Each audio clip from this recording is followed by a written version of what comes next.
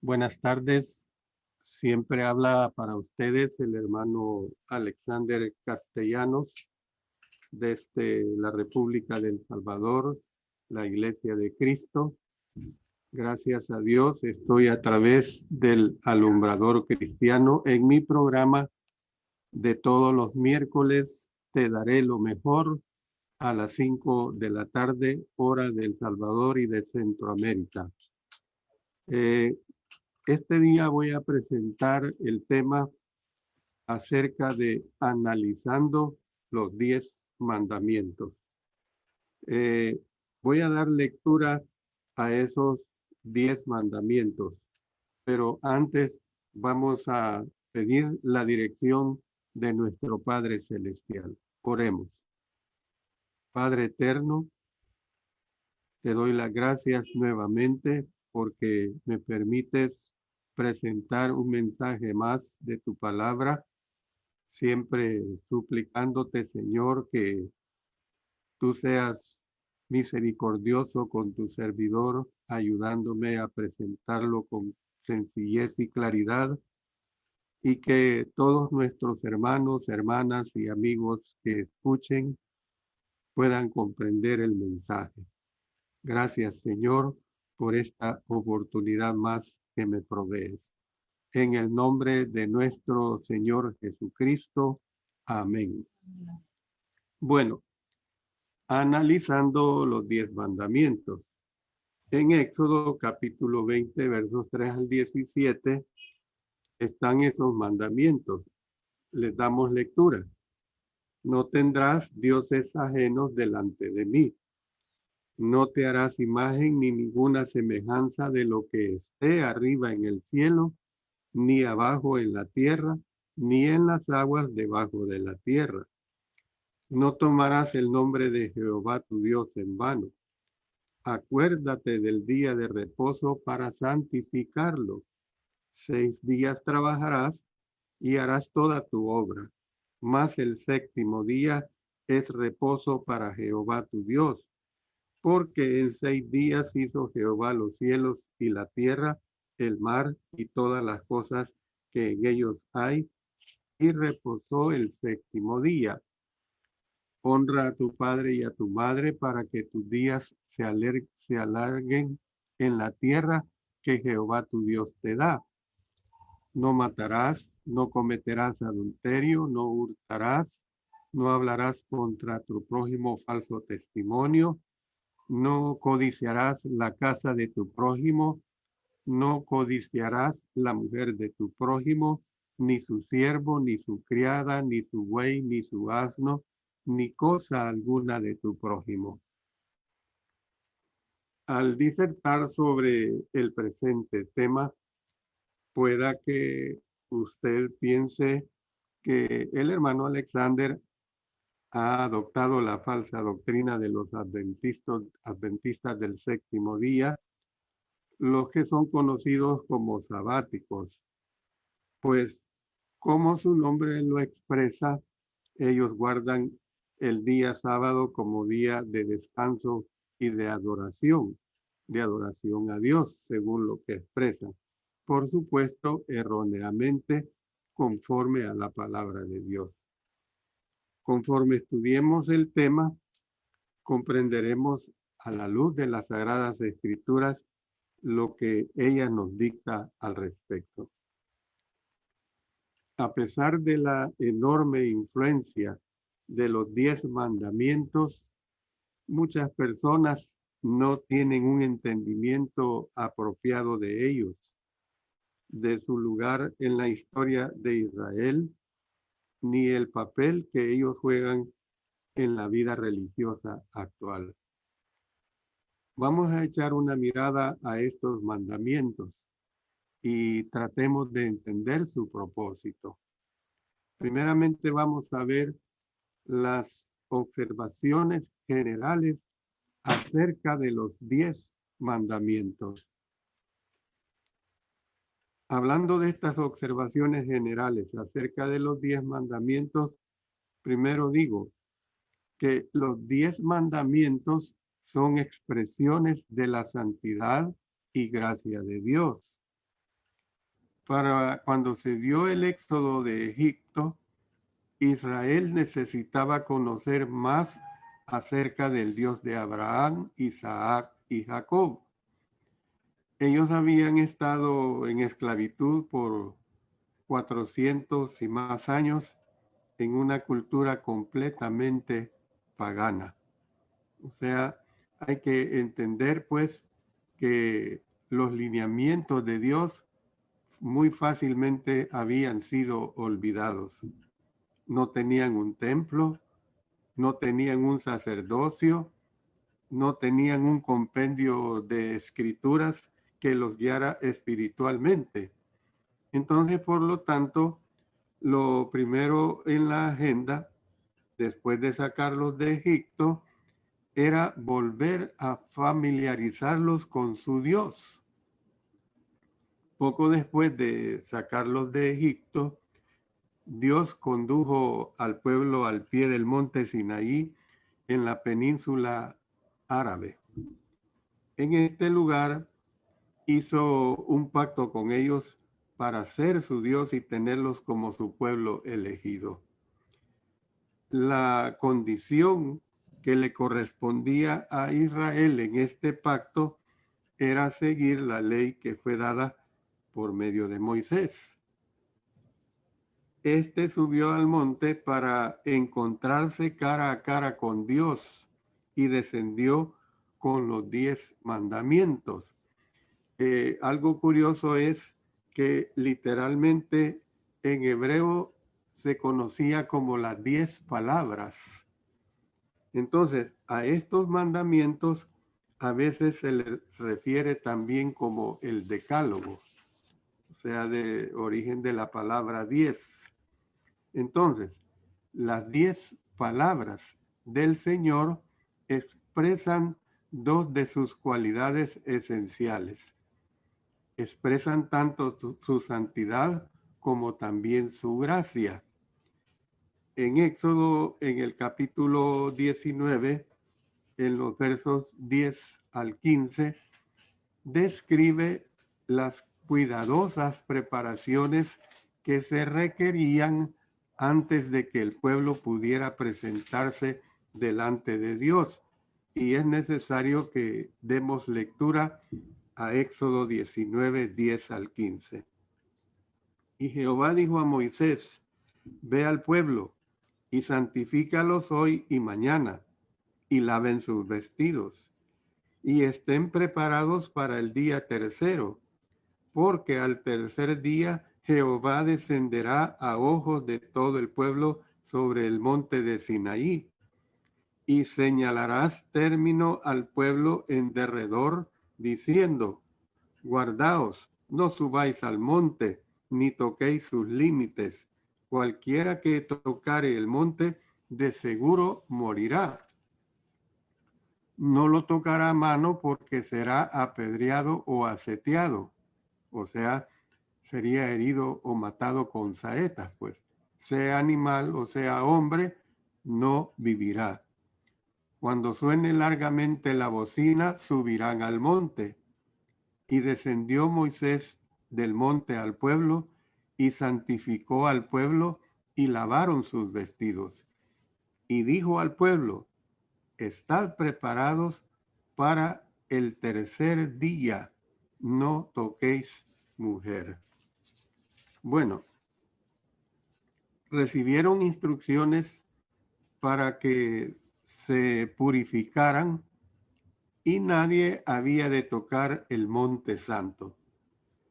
Si incluso un animal tocaba la montaña, tenía que ser lapidado o muerto por saeta. Nadie había de aventurarse lo suficientemente cerca para tocarla. Los versículos 20 al 22 contienen advertencias sobre la santidad de ese escenario.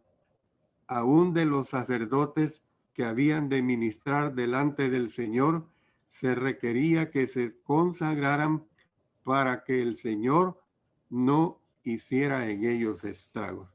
Noten lo que dice Éxodo en estos versículos 20 al 22. del capítulo 19.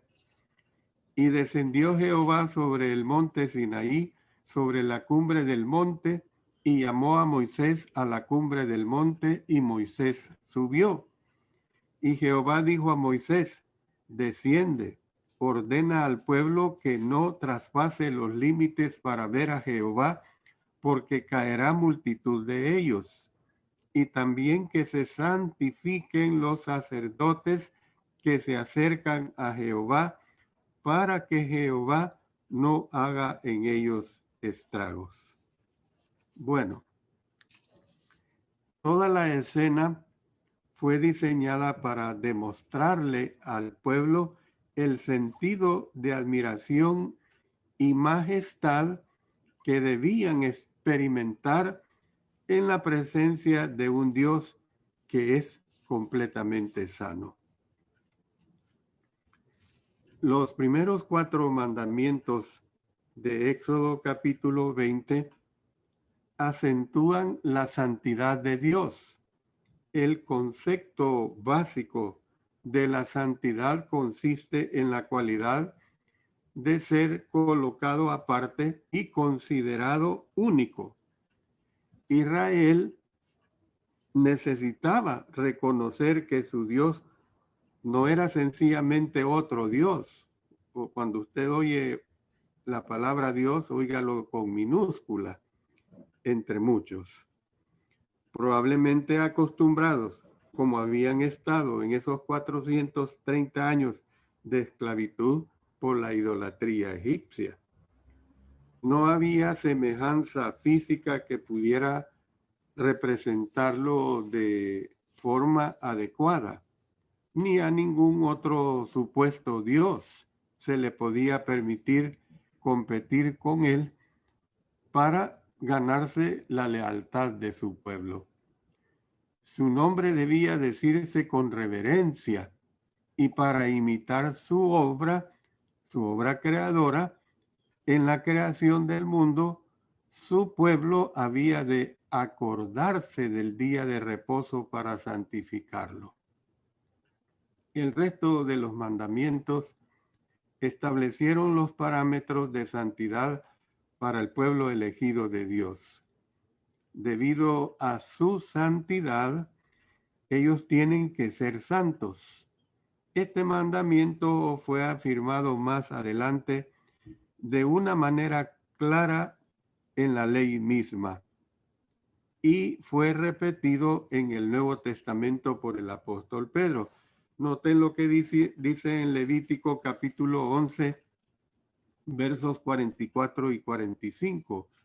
Porque yo soy Jehová vuestro Dios. Vosotros, por tanto, os santificaréis y seréis santos, porque yo soy santo. Así que no contaminéis vuestras personas con ningún animal que se arrastre sobre la tierra, porque yo soy Jehová, que os hago subir de la tierra de Egipto para ser vuestro Dios. Seréis, pues, santos, porque yo soy santo. Luego vámonos a 1 Pedro 1, 15 y 16. Sino como aquel que os llamó es santo, sed también vosotros santos en toda vuestra manera de vivir, porque escrito está: sed santos, porque yo soy santo. Entonces, ¿qué podemos decir? Pues Dios siempre nos llama a ser santos sobre la base de su gracia. Sería un grave error pensar que los 10 mandamientos son sencillamente una lista de reglamentos impuestos por Dios por ser Él más poderoso que nosotros. O sea, viéndolo a Dios desde el punto de vista de un capataz. Pero claro que no es así. Más bien son expresiones de su carácter perfectamente misericordioso. Es solamente debido a la gracia de Dios que Israel fue escogido para ser su pueblo. Fue por gracia que los liberó de la esclavitud. Noten lo que dice en Éxodo 19:4. Vosotros visteis lo que hice a los egipcios y cómo os tomé sobre alas de águilas y os he traído a mí. También en Éxodo 22. Yo soy Jehová tu Dios, que te saqué de la tierra de Egipto, de casa de servidumbre. Entonces, el establecimiento de un pacto con ellos, con todas las bendiciones que los acompañaban, constituyó asimismo un acto de gracia. Los mandamientos, entonces, expresan el carácter mismo de Dios. La moral y la ética no son simplemente reguladores arbitrarias, más bien se basan en quién es Dios y en lo que éste desea que su pueblo se convierta. Entonces, sigamos viendo este análisis. Los mandamientos van en sentido tanto vertical como horizontal. ¿Qué es lo que explico con eso, con esto? Vertical quiere decir que los mandamientos gobiernan nuestra relación con Dios. Que se le grabe esto. Y horizontal quiere decir que también incluyen nuestras relaciones con los demás. Una lectura cuidadosa de los mandamientos mostrará que los primeros 4 mandamientos van principalmente en sentido vertical, por requerir no tener otros dioses ni imágenes, el uso cuidadoso del nombre de Dios y guardar el día de reposo. Los restantes 6 mandamientos van en sentido horizontal. Noten, vertical, relación con Dios.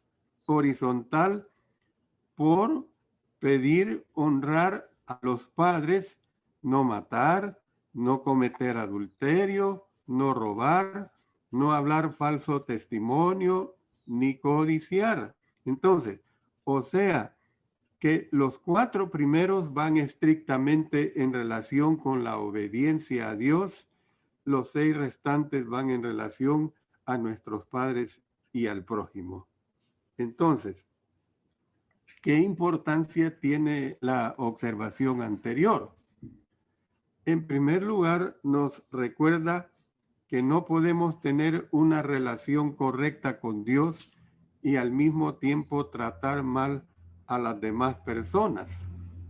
En el Evangelio, en la primera carta del apóstol Juan, capítulo 4, verso 20, el apóstol Juan aseveró de una manera adrede lo siguiente: si alguno dice, yo amo a Dios y aborrece a su hermano, es mentiroso, pues el que no ama a su hermano a quien ha visto, ¿cómo puede amar a Dios a quien no ha visto?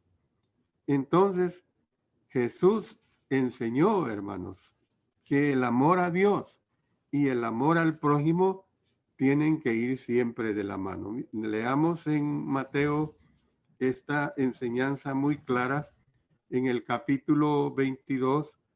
Vamos a leer los versos 35 hasta el 40. Y uno de ellos, intérprete de la ley, preguntó por tentarle diciendo, Maestro, ¿cuál es el gran mandamiento en la ley? Jesús le dijo, amarás al Señor tu Dios con todo tu corazón y con toda tu alma y con toda tu mente. Este es el primero y grande mandamiento. Y el segundo es semejante, amarás a tu prójimo como a ti mismo. De estos 2 mandamientos depende toda la ley y los profetas. Noten, el primer mandamiento, la relación es con Dios. El segundo mandamiento, la relación es con el prójimo. Por eso decimos que en segundo lugar, los sentidos vertical y horizontal de los 10 mandamientos nos enseñan que las buenas relaciones humanas fluyen de una relación correcta con Dios. Una de las principales razones por la que muchas personas no pueden establecer ni mantener buenas relaciones con los demás es porque, por decirlo así, están desconectados de Dios. Entonces, cuando no tenemos paz con Dios, es poco probable que tengamos paz con los demás. Noten lo que el escritor Santiago nos expresa en el capítulo 4, los versos 1 al 4. ¿De dónde vienen las guerras y los pleitos entre vosotros? ¿No es de vuestras pasiones las cuales combaten en vuestros miembros? Codiciáis y no tenéis, matáis y ardéis de envidia, y no podéis alcanzar. Combatís y lucháis, pero no tenéis lo que deseáis porque no pedís. Pedís y no recibís, porque pedís mal para gastar en vuestros deleites. Oh almas adúlteras, ¿no sabéis que la amistad del mundo es enemistad contra Dios? Cualquiera, pues, que quiera ser amigo del mundo, se constituye enemigo de Dios. Entonces, los mandamientos son realistas y a la vez protectores.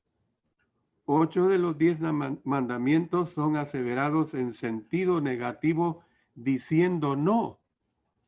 Este hecho no es tanto indicación de que Dios sea un Dios negativo, como si sí que es realista en cuanto a nuestras tendencias humanas. Sin las debidas restricciones, mataremos, robaremos, mentiremos, cometeremos otros pecados. Entonces, cuando se aborda el pecado humano, el hablar sutil es ineficaz. Por lo tanto, Dios ha hablado de una manera bastante directa y realista acerca de nuestra tendencia a pecar. Por eso es que expresamos que los mandamientos son también protectores, por el hecho de que están diseñados para prevenir nuestra autodestrucción. Alguien dijo de manera acertada lo siguiente: no es tanto que uno quebrante un mandamiento, como sí que nosotros somos los quebrantados por no cumplirlos. Cuando desafiamos las leyes de Dios, nos estamos haciendo daño únicamente a nosotros mismos. Esa es la realidad. Por ejemplo, la ley de la gravedad. Yo olvidé, tenía en mente esto, iba a traer una naranja, y la iba a dejar caer. Pero ustedes hagan de caso que la tengo y la he dejado caer. Bueno, la ley de la gravedad consiste sencillamente en una verdad conocida por todos. Tanto la ciencia como la experiencia nos dicen que los objetos sólidos caerán a la tierra si nada se los impide, o sea, si no hay nada que esté en el trayecto. Esa es la ley de la gravedad. Puede que las personas nieguen el principio y lo declaren nulo. Sin embargo, cuando alguien se lanza de un edificio alto, será quebrantado por no cumplir la ley de la gravedad. La ley es la realidad de la vida y aceptarla, mejor dicho, nos guarda de hacernos daño. O sea, usted sabe, está en una segunda planta, usted entiende lo que es esa ley de la gravedad, no se va a tirar, porque si se tira, lo menos que puede sacar es quedar quebrado y lo máximo es fallecer.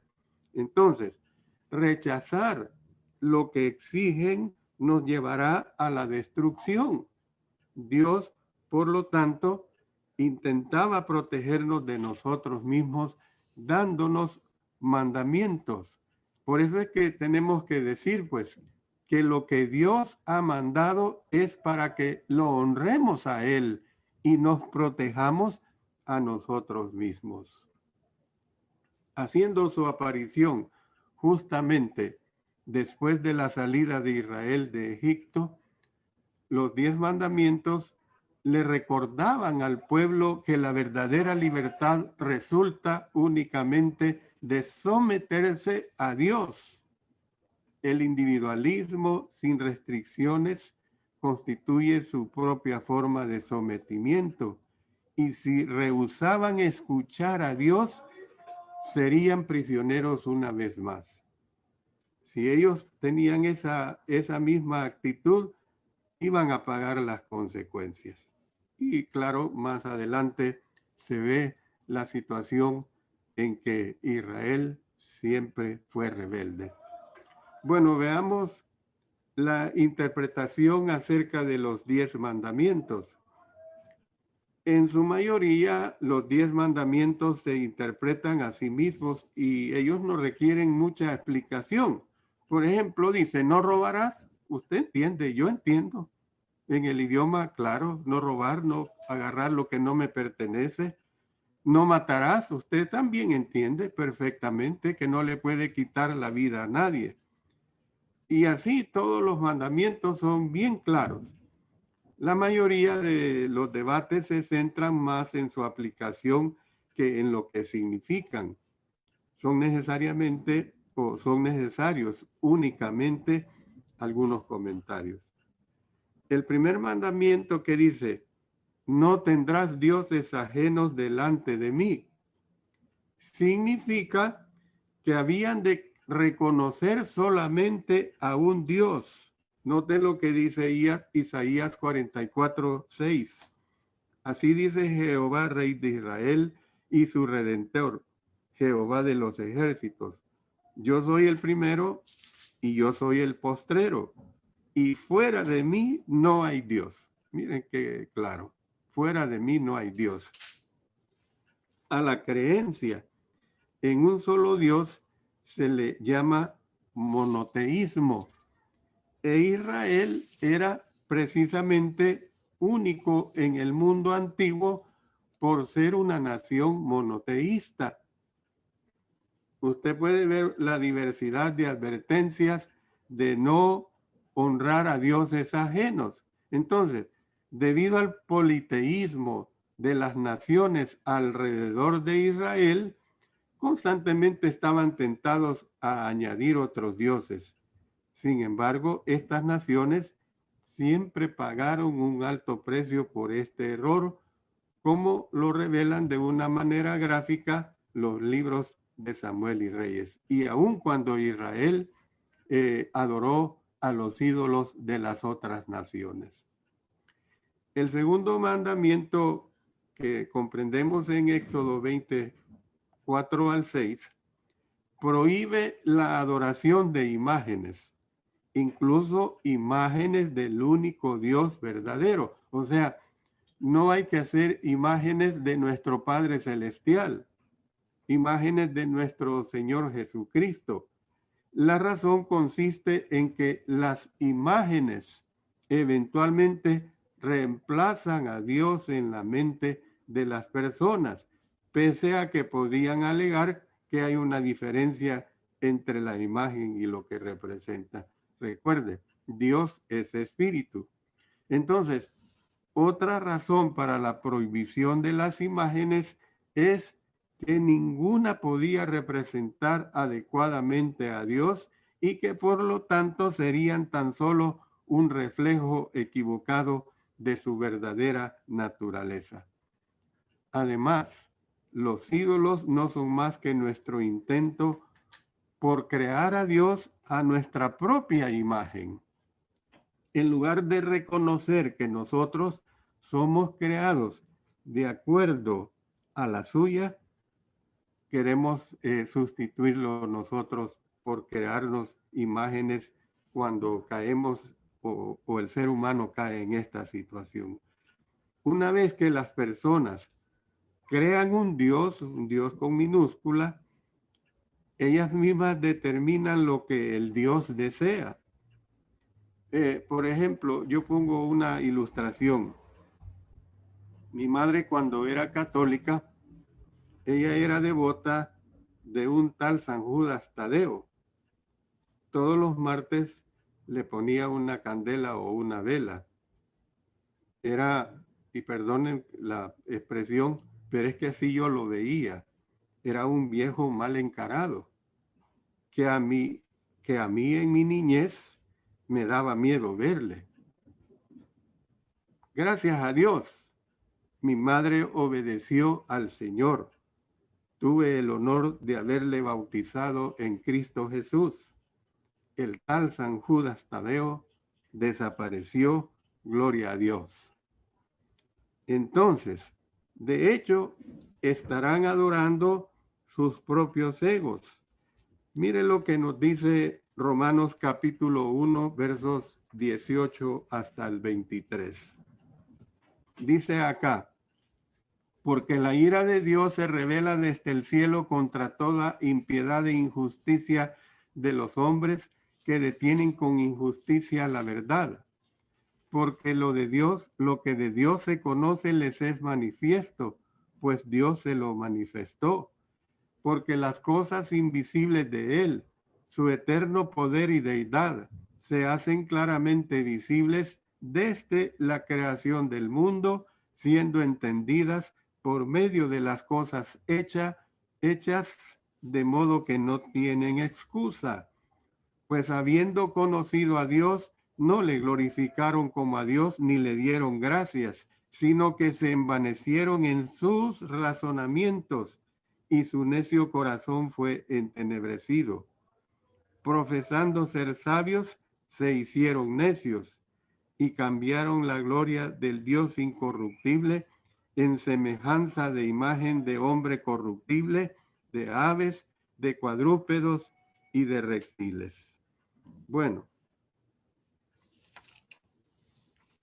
el segundo mandamiento de Dios deja claro que no aceptará ningún rival.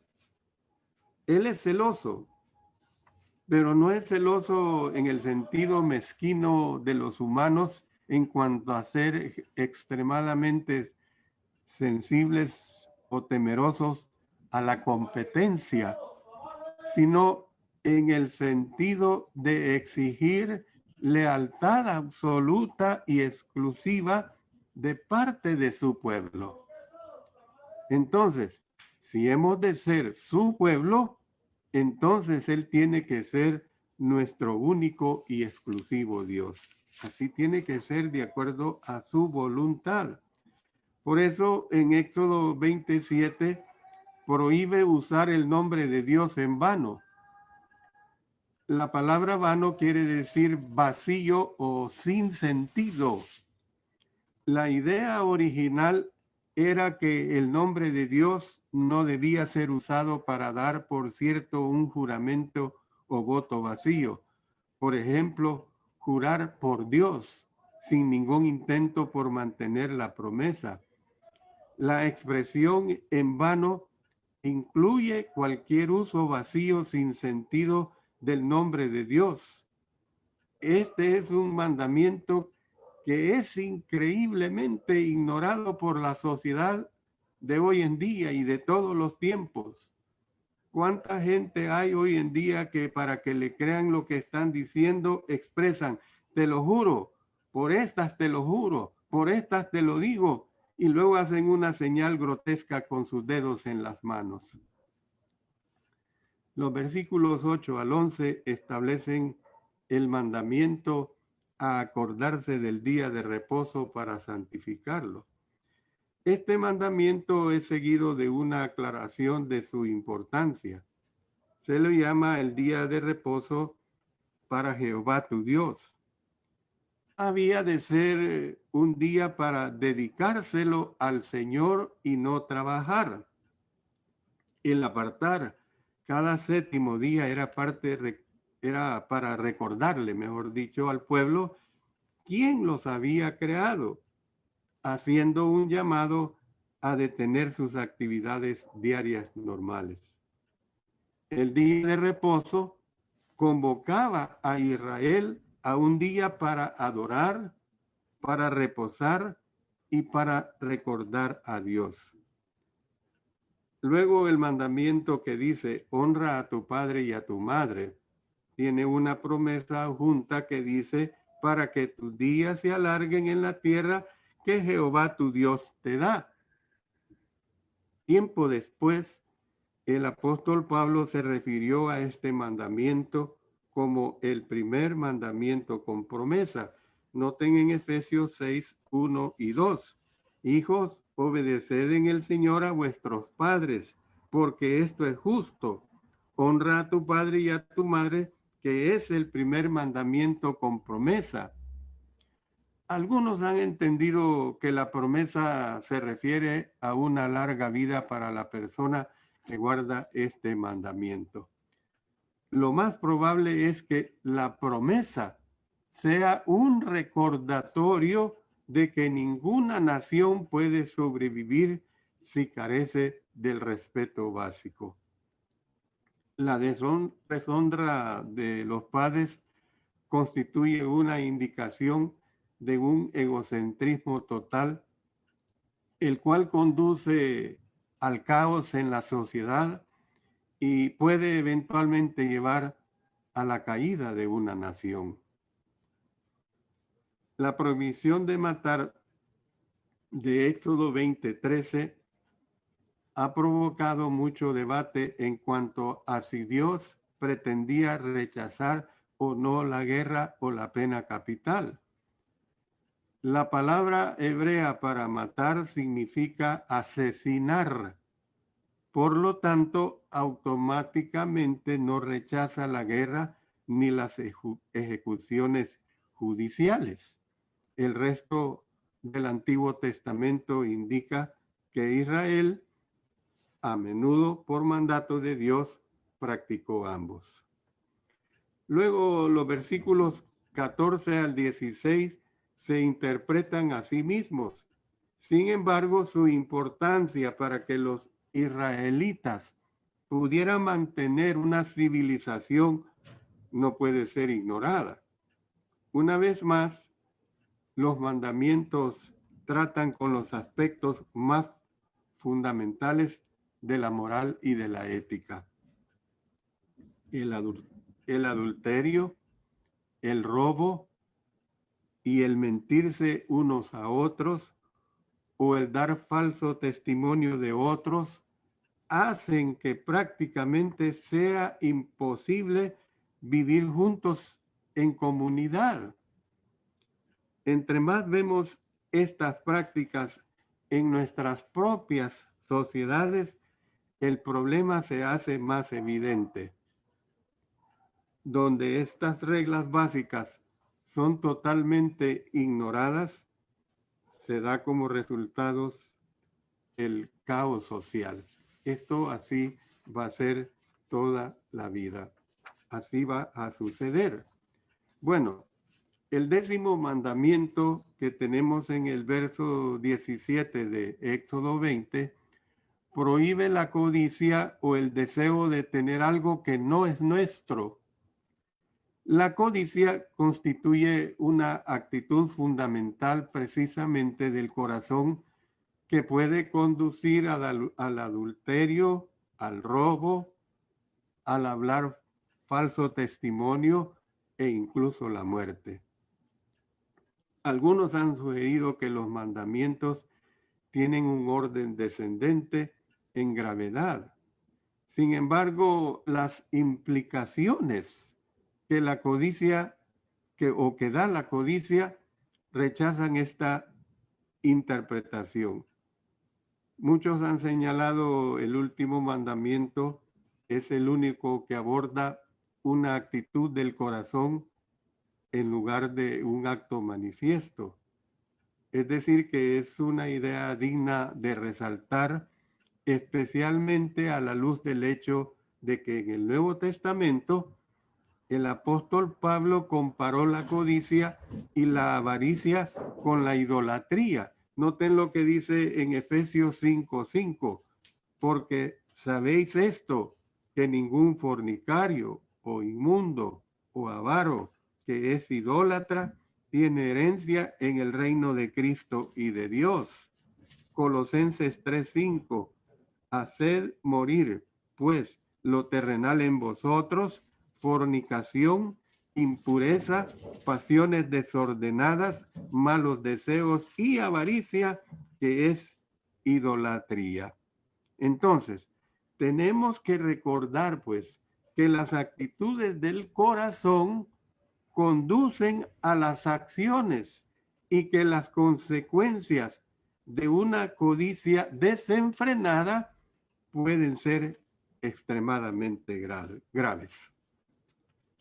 A medida que repasamos estas 10 palabras de Dios, es importante que recordemos que solamente el corazón de la ley de Dios dada por medio de Moisés y no la totalidad de la misma constituyen precisamente estos mandamientos. En Éxodo, en los capítulos 21, 22 y 23, todo el libro de Levítico también contienen más leyes específicas que en esencia surgen de estos 10 mandamientos. Jamás debemos simplificar demasiado las exigencias de la ley de Moisés. No podemos decir, estoy bien con Dios porque vivo de acuerdo a los 10 mandamientos. Si bien el vivir de acuerdo a los 10 mandamientos es un buen comienzo, se necesita mucho más que eso para estar bien con Dios. Y ahora voy a la parte que compete a nosotros como los cristianos, como los hijos de Dios. Por eso le digo a usted, hermanos, hermanas, amigos, no piensen que me he hecho adventista. Veamos la aplicación de los 10 mandamientos hoy en día. Los 10 mandamientos fueron dados mucho tiempo atrás a una nación en específico. En vista de que nuestra propia cultura y contexto histórico están totalmente separados de la de ellos, ¿qué relevancia tienen los mandamientos para nosotros hoy? Bueno, en primer lugar, nos recuerdan que hay principios morales absolutos con una validez eterna. El tema de nuestros tiempos es la moral relativa. Es decir, en palabras sencillas, quiere decir que nada es considerado como absolutamente bueno ni malo en sí mismo. Todo se considera relativo. Lo que es bueno o malo, se dice, depende de las circunstancias de la persona. De acuerdo a esta forma de pensar, algo puede ser bueno para una persona, pero malo para otra persona, sin haber nada absoluto. Los mandamientos dicen lo contrario. Reafirman la idea de que hay cosas que son siempre malas y que otras son siempre buenas, independientemente de las circunstancias de la persona. Son declaraciones inequívocas del carácter absoluto de la ley moral de Dios. Es precisamente esta cualidad de los 10 mandamientos que los vuelven tan controversiales y hace que muchos deseen removerlos de la conciencia pública. No es tanto porque ofendan la sensibilidad religiosa de quienes no son ni cristianos ni judíos, sino porque ofenden la noción imperante que dice que no hay nada absolutamente bueno ni malo. Bueno, de hecho, los 10 mandamientos, pues, a menudo caen bajo ataques blasfemos de parte de personas que desean desecharlos en su totalidad.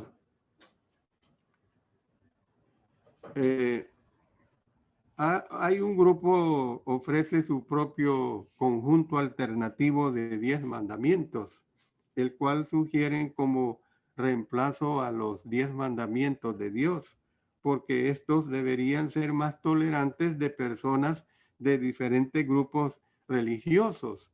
Una de las listas que proponen no hace ni una sola referencia a Dios ni a ninguna otra deidad. Un segundo conjunto de mandamientos propuesto comienza así: respeta y adora cualquier deidad dentro de tu tradición religiosa, si es que tienes alguna.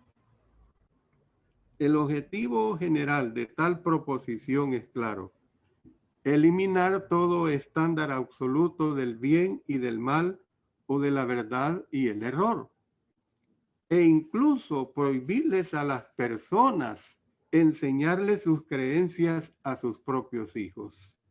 Por supuesto, solamente podemos imaginar que esto excluye a los autores de estos documentos, quienes tienen libertad para insistir en que sus puntos de vista son los únicos racionales, por decirlo así.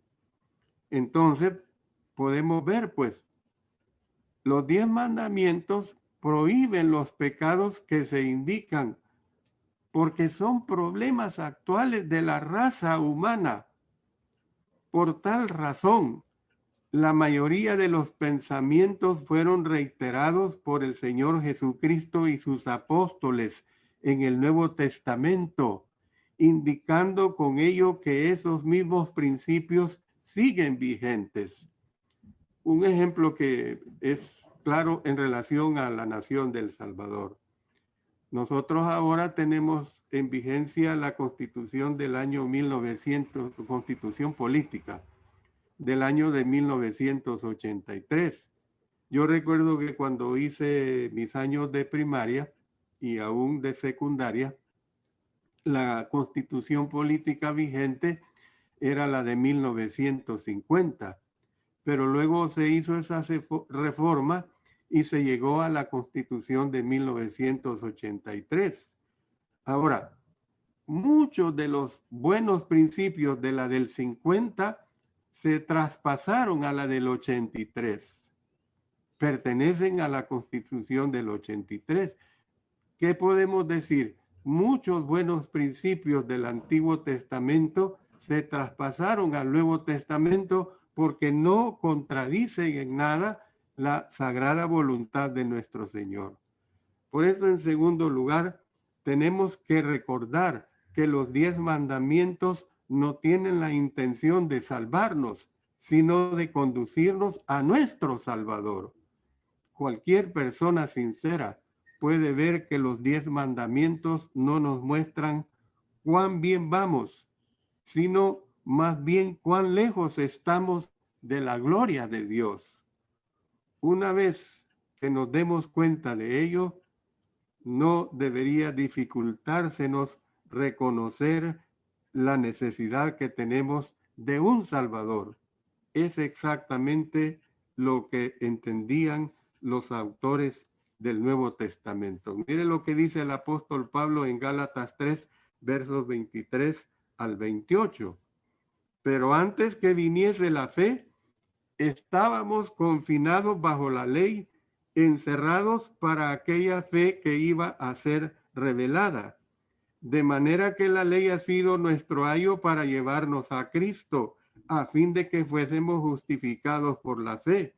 Pero venida la fe, ya no estamos bajo ayo, pues todos sois hijos de Dios por la fe en Cristo Jesús, porque todos los que habéis sido bautizados en Cristo, de Cristo estáis revestidos.